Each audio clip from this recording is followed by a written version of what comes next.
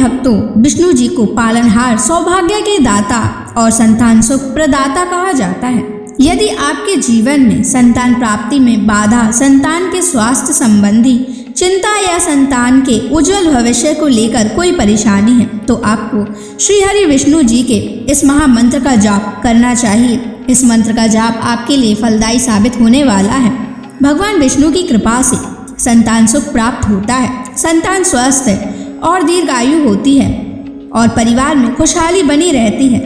अगर आप भी संतान प्राप्ति की कामना करते हैं तो आपको इस मंत्र का जाप जरूर करना चाहिए। इस मंत्र का आपको नियमित 108 बार जाप करने से आपके जीवन में आपको संतान की प्राप्ति हो जाएगी। आपके जीवन में संतान से जुड़ी कोई भी बाधा नहीं आएगी। इसलिए प्यारे भक्तों, विष्णु जी के इस महामंत्र का जाप अवश्य करें और नियमित 108 बार जाप करें।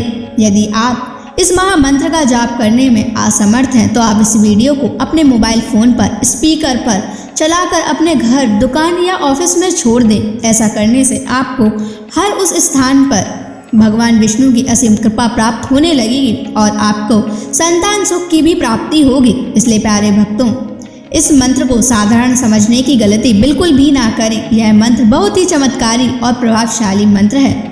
यदि आप भगवान विष्णु की कृपा अपने ऊपर ऐसे ही बनाए रखना चाहते हैं तो इस वीडियो को लाइक और चैनल को सब्सक्राइब जरूर कर दीजिए और कमेंट बॉक्स में श्री हरि विष्णु अवश्य लिख दीजिए। तो चलिए भक्तों, मंत्र का जाप करना प्रारंभ करते हैं। ओम ह्रीं क्लीं नारायणाय सिद्धिं मे देहि स्वाहा। ओम ह्रीं क्लीं नारायणाय सिद्धिं मे देहि स्वाहा। ओम ह्रीं क्लीं नारायणाय सिद्धिं मे देहि स्वाहा। ओम ह्रीं क्लीं नारायणाय सिद्धिं मे देहि स्वाहा। ओम ह्रीं क्लीं नारायणाय सिद्धिं मे देहि स्वाहा। ओम ह्रीं क्लीं नारायणाय सिद्धिं मे देहि स्वाहा। ओम ह्रीं क्लीं नारायणाय सिद्धिं मे देहि स्वाहा। ओम ह्रीं क्लीं नारायणाय सिद्धिं मे देहि स्वाहा। ओम ह्रीं क्लीं नारायणाय सिद्धिं मे देहि स्वाहा। ओम ह्रीं क्लीं नारायणाय सिद्धिं मे देहि स्वाहा। ओम ह्रीं क्लीं नारायणाय सिद्धिं मे देहि स्वाहा। ओम ह्रीं क्लीं नारायणाय सिद्धिं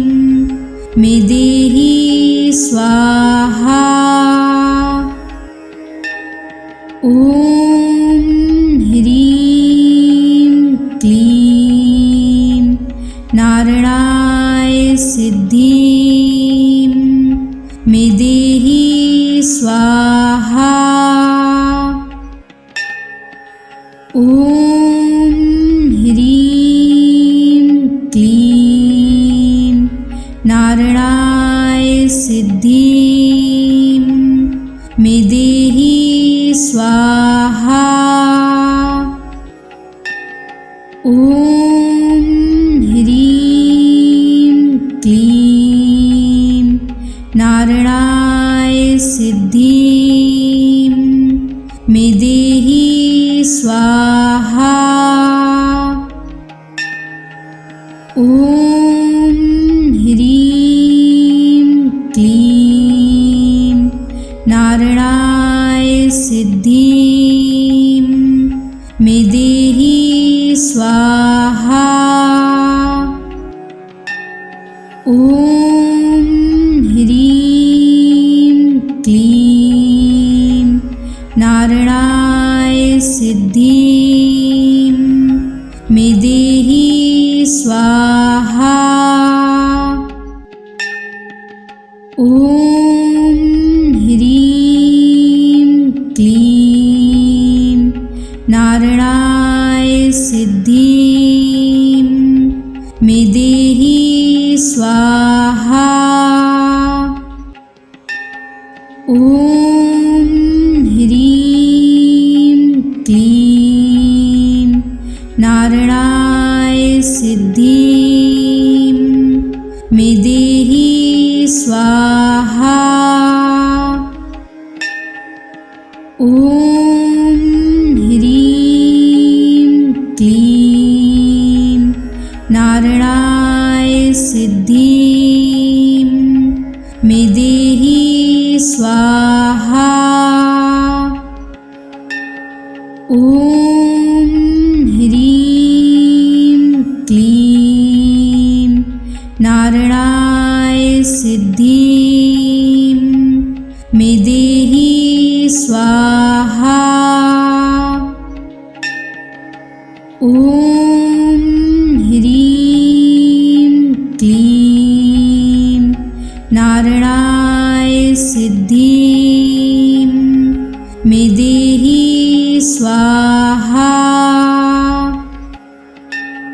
ॐ ह्रीं क्लीं नारायणाय सिद्धिं मे देहि स्वाहा।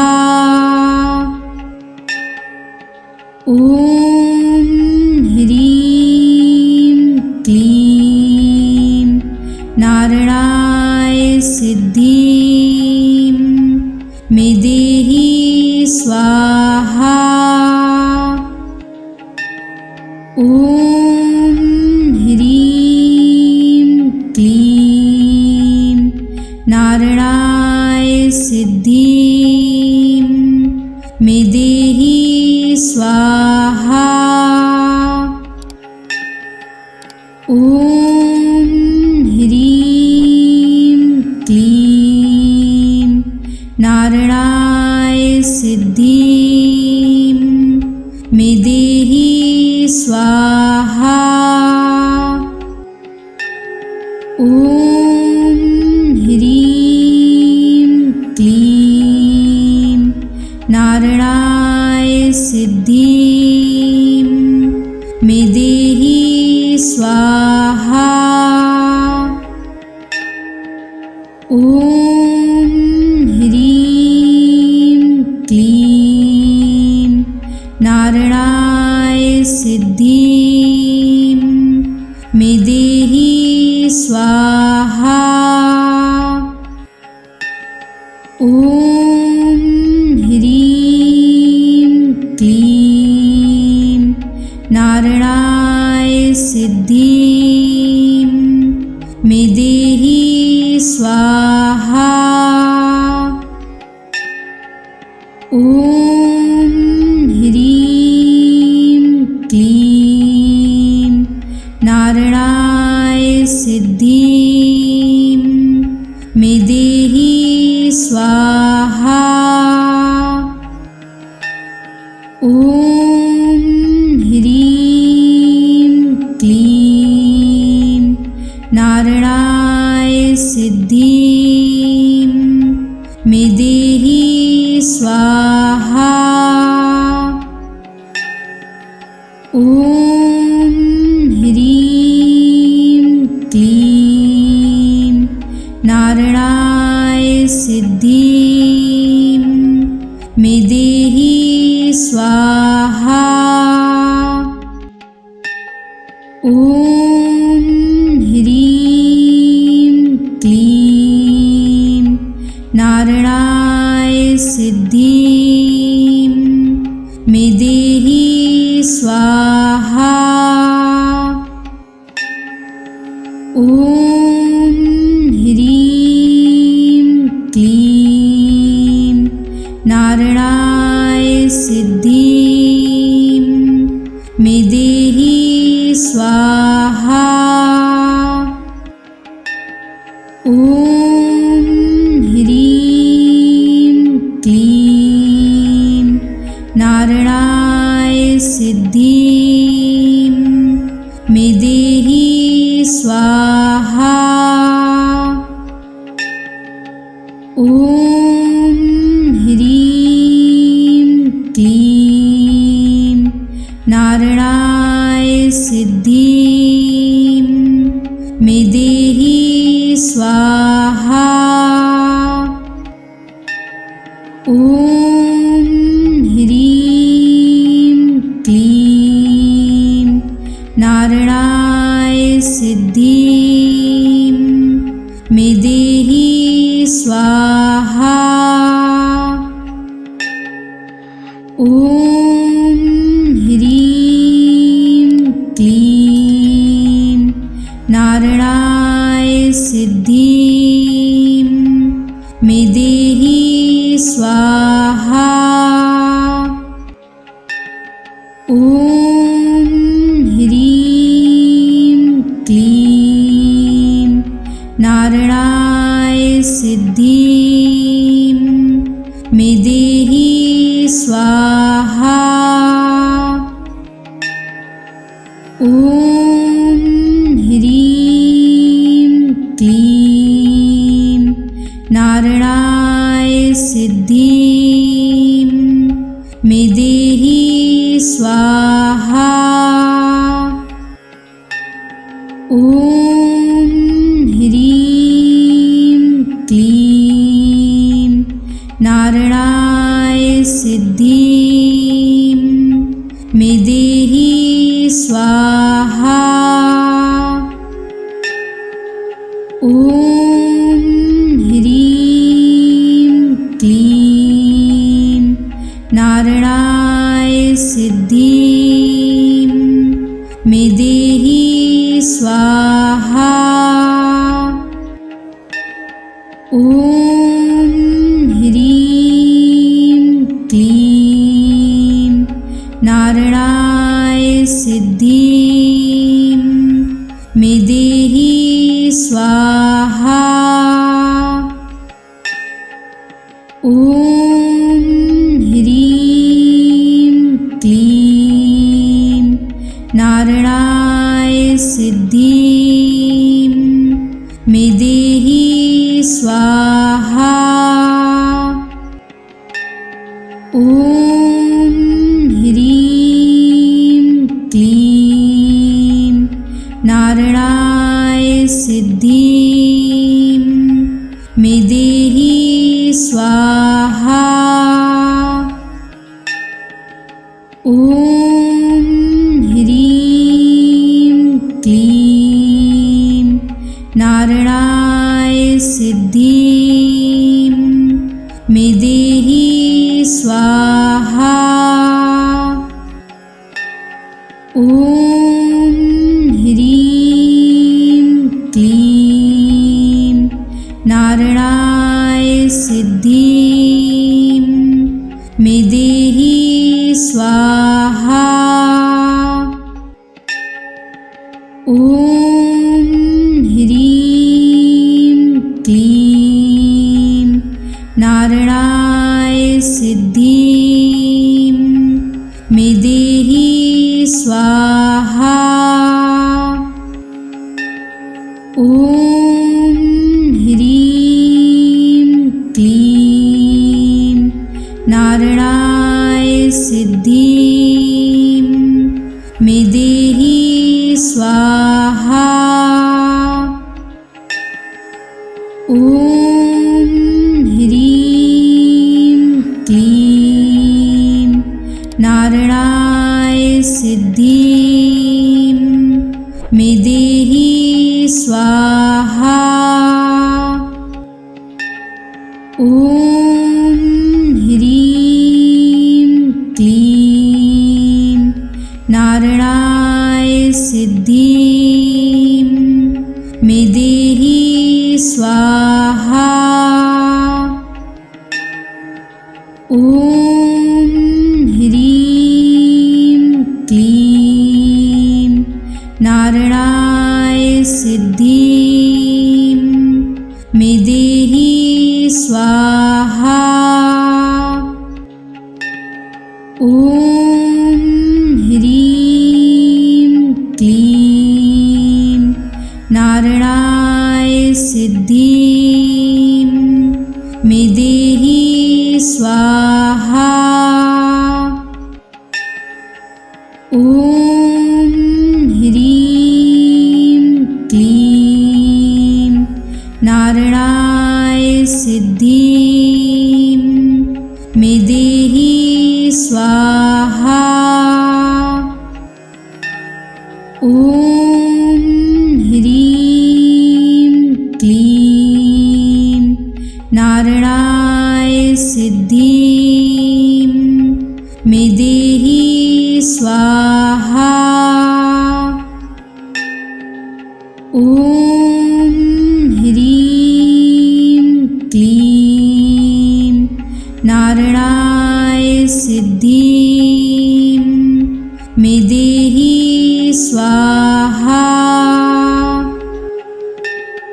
ॐ ह्रीं क्लीं नारायणाय सिद्धिं मे देहि स्वाहा।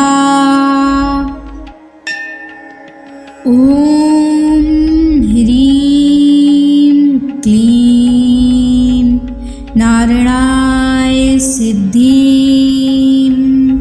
मे देहि स्वाहा।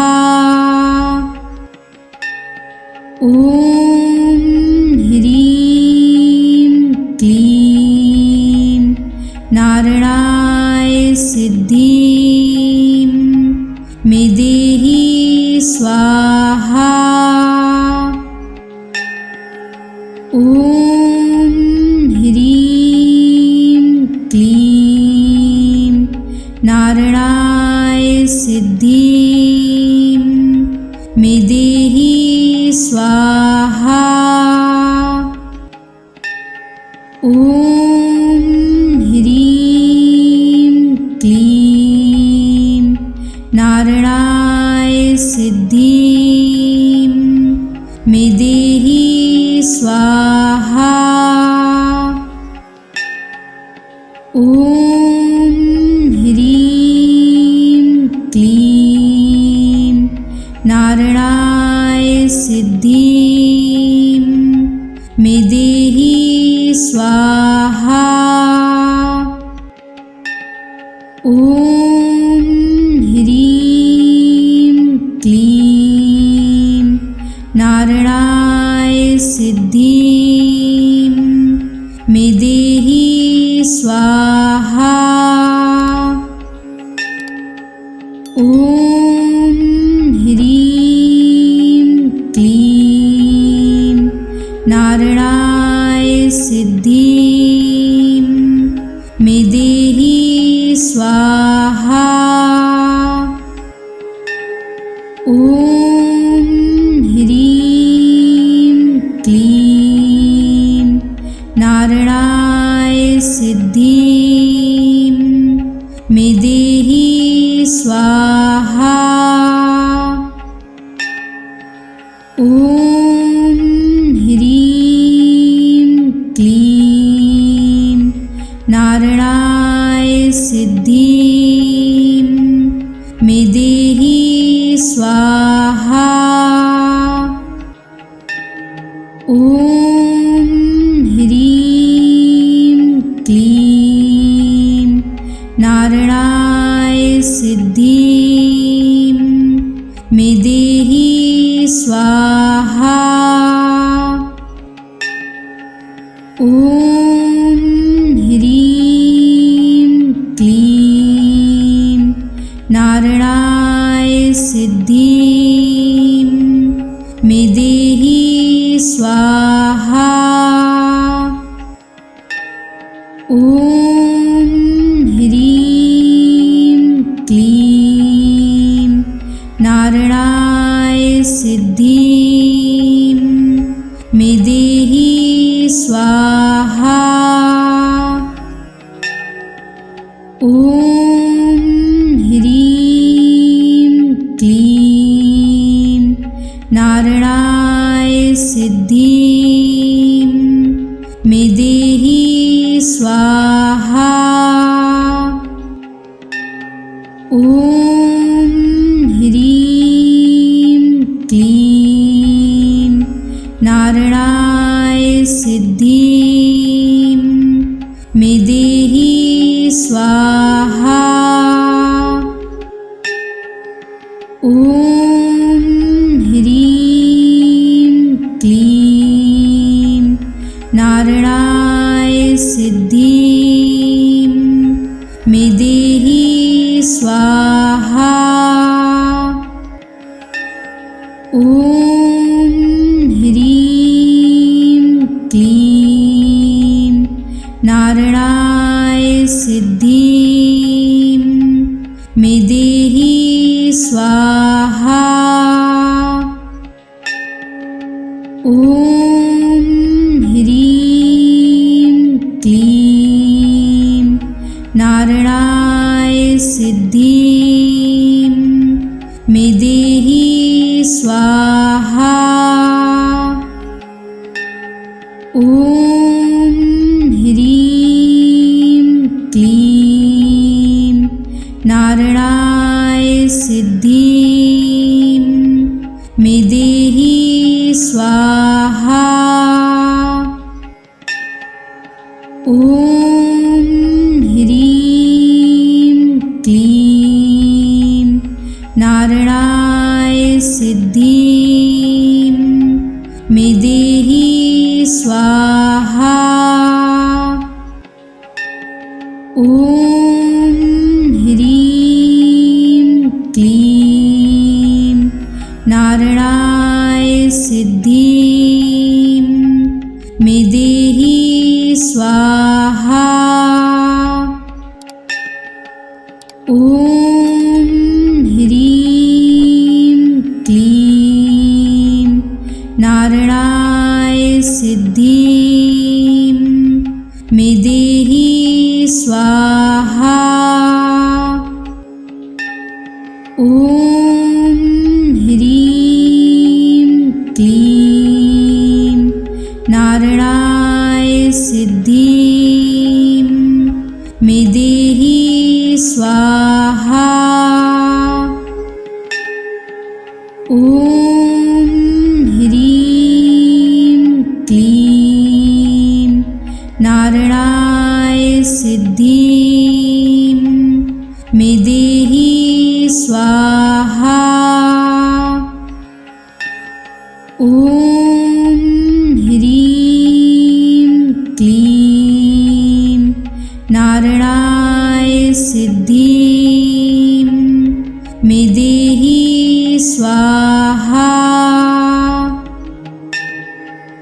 ॐ ह्रीं क्लीं नारायणाय सिद्धिं मे देहि स्वाहा। ॐ ह्रीं क्लीं नारायणाय सिद्धिं मे स्वाहा। ॐ ह्रीं क्लीं नारायणाय सिद्धिं मे देहि स्वाहा। ॐ ह्रीं क्लीं नारायणाय सिद्धिं मे देहि स्वाहा। ॐ ह्रीं क्लीं नारायणाय सिद्धिं मे देहि स्वाहा। ॐ ह्रीं क्लीं नारायणाय सिद्धिं मे देहि स्वाहा। ॐ ह्रीं क्लीं नारायणाय सिद्धिं मे देहि स्वाहा। ॐ ह्रीं क्लीं नारायणाय सिद्धिं मे देहि स्वाहा। ॐ ह्रीं क्लीं नारायणाय सिद्धिं मे देहि स्वाहा। ॐ ह्रीं क्लीं नारायणाय सिद्धिं मे देहि स्वाहा। ॐ ह्रीं क्लीं नारायणाय सिद्धिं मे देहि स्वाहा। ॐ ह्रीं क्लीं नारायणाय सिद्धिं मे देहि स्वाहा। ॐ ह्रीं क्लीं नारायणाय सिद्धिं मे देहि स्वाहा। ॐ ह्रीं क्लीं नारायणाय सिद्धिं मे देहि स्वाहा। ॐ ह्रीं क्लीं नारायणाय सिद्धिं मे देहि स्वाहा। ॐ ह्रीं क्लीं नारायणाय सिद्धिं मे देहि स्वाहा।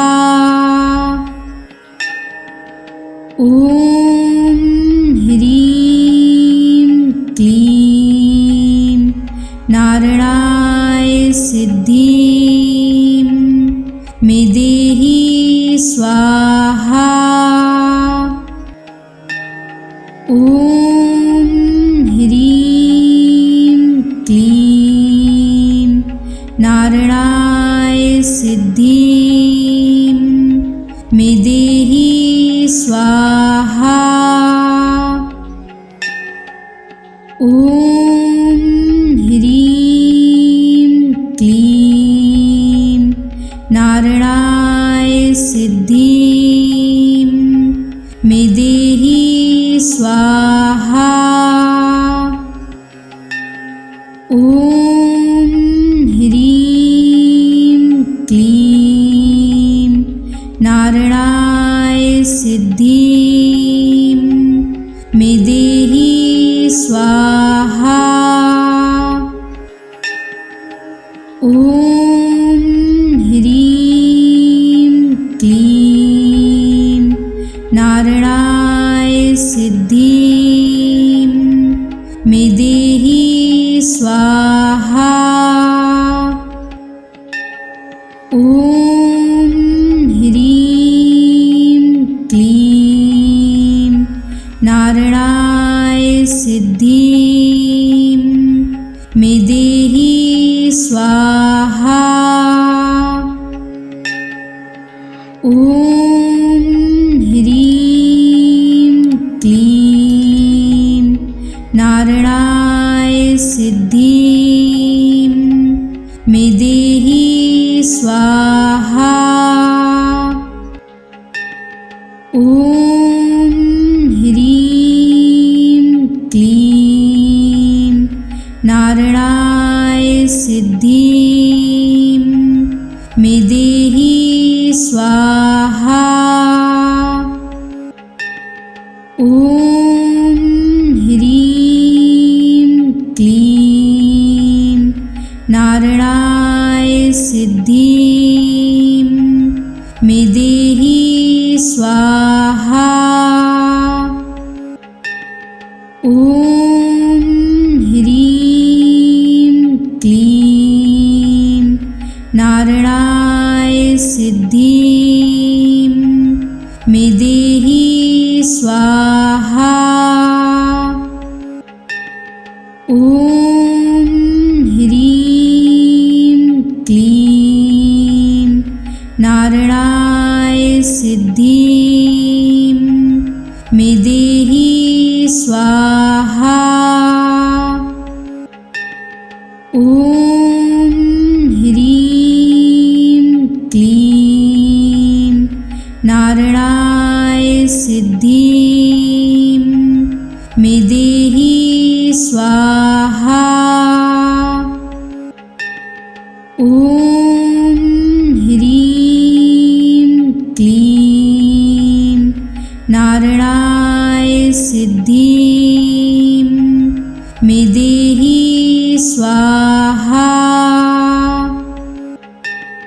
ॐ ह्रीं क्लीं नारायणाय सिद्धिं मे देहि स्वाहा। ॐ ह्रीं क्लीं नारायणाय सिद्धिं मे देहि स्वाहा।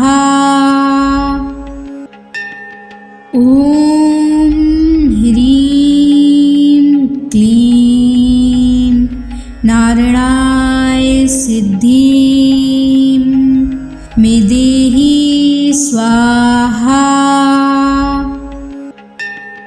ॐ ह्रीं क्लीं नारायणाय सिद्धिं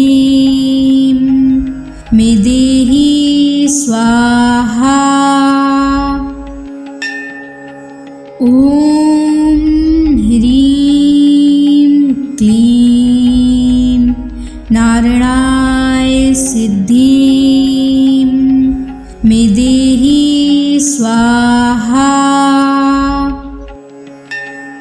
ॐ ह्रीं क्लीं नारायणाय सिद्धिं मे देहि स्वाहा। ॐ ह्रीं क्लीं नारायणाय सिद्धिं मे देहि स्वाहा।